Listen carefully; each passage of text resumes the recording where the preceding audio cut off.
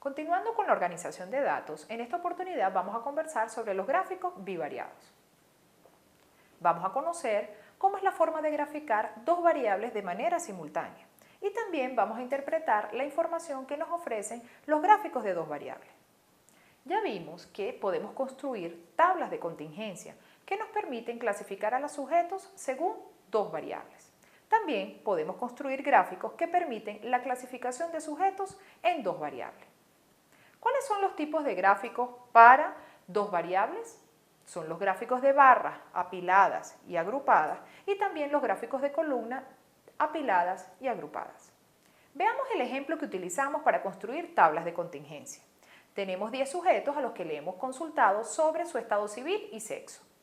Recordemos que la F representa femenino y la M masculino, como también la S soltero, C casado y D divorciado.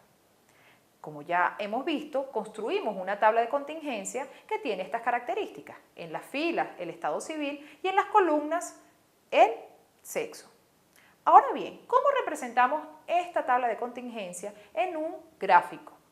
Veamos primero el gráfico de barras agrupadas. Vemos que hemos agrupado por la variable estado civil.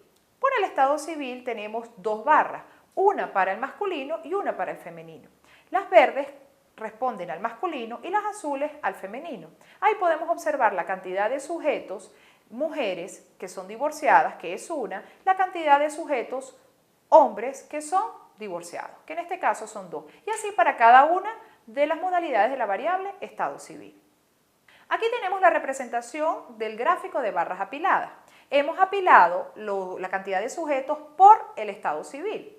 Ahora, en vez de tener dos columnas para cada una de las modalidades del estado civil, tenemos una sola columna mucho más larga que va sumando la cantidad de sujetos, tanto masculinos como femeninos. Como vemos, tenemos en el estado civil casado dos hombres y dos mujeres. Es una misma barra, un poco más larga, que tiene la cantidad de sujetos totales para el estado civil casado.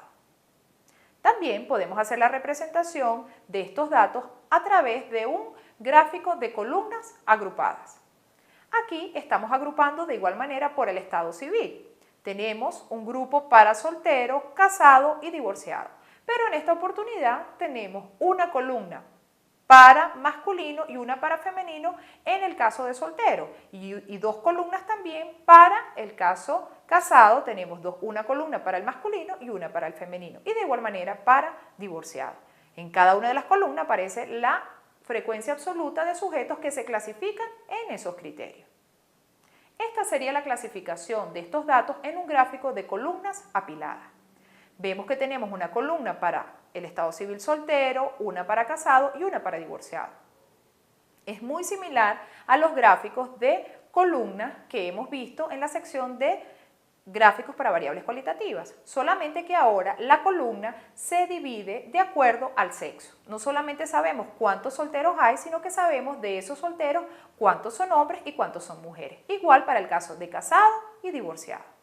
Este tipo de gráfico es uno de los más utilizados para representar dos variables. A partir de estos gráficos podemos obtener información sobre cuántos sujetos han sido encuestados. Aquí tenemos un gráfico de dos variables. Tenemos la variable carrera que estudian y sexo de un conjunto de sujetos. ¿Cuántos sujetos? Simplemente sumar la frecuencia que aparece sobre cada una de las columnas. Para este caso en particular fueron 52 sujetos encuestados. De igual manera, con un gráfico bivariado podemos hallar porcentajes. Si queremos saber cuál es el porcentaje de mujeres que estudian ingeniería, simplemente tenemos que tomar la frecuencia absoluta de esa columna, que son 3, y ver su valor porcentual con respecto a los 52 encuestados, que en este caso es 5,77%. En resumen, dos variables cualitativas pueden ser representadas en un gráfico bivariado. Los gráficos para dos variables son gráficos de barra o columna que bien pueden ser apilados o agrupados. La información contenida en una tabla de contingencia también puede presentarse en un gráfico bivariado. La decisión sobre si utilizar tablas o gráficos dependerá de la intención que tenga el investigador para presentar sus resultados.